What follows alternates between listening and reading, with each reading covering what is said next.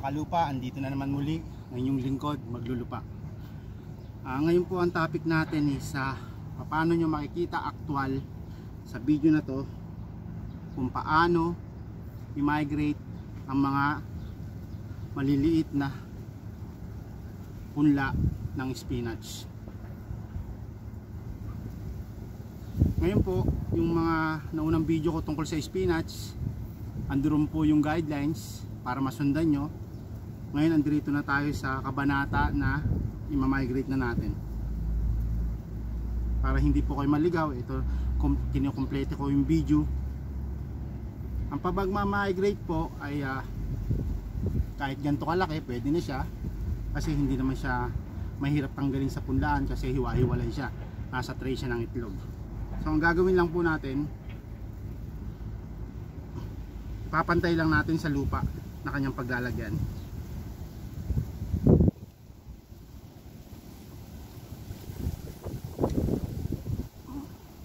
Yan. Sana makatchap nyo ng madali mga kalupa, para yung makapagtanim din kayo, hindi na kayo maligaw at hindi masayang ang panahon nyo. Ito,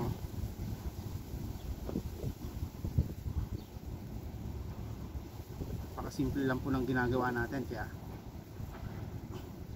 wala ho na po kayong dapat ikabahala para hindi magtanim.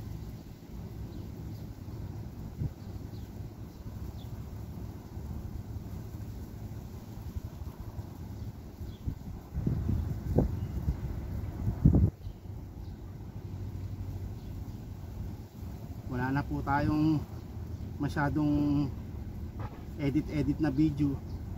Ito talagang diretsahan tayo para masundan nyo,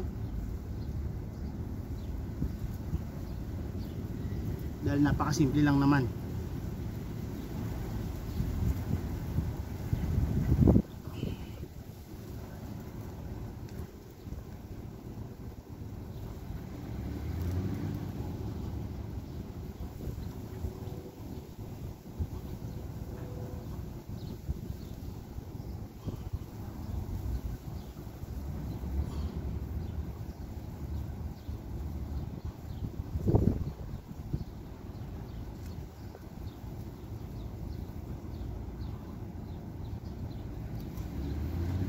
At diligan natin.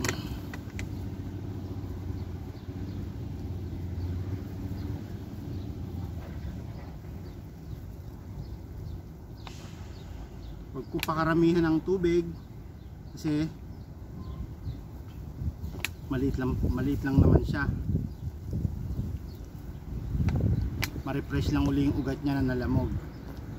Tsaka hindi po sensitibo ang spinach, hindi katulad ng okra. Mga kalupa, sa ibinagahagi kong ito, sana naging masaya kayo at may natutunan kayo. Hindi ko na patatagalin kasi marami pa akong i-migrate. Hanggang dito na lang tong video na to, at marami pa akong babahagi sa inyo na nakaplano. At sana po mag-subscribe kayo at mapatuloy pa natin at ma-inspire tayo pare-parehas na ipagpatuloy natin ang ating ginagawang ganito. Kaya mga kalupa, ang inyong lingkod maglulupa. Hanggang dito na lang ang video na to. Maraming salamat.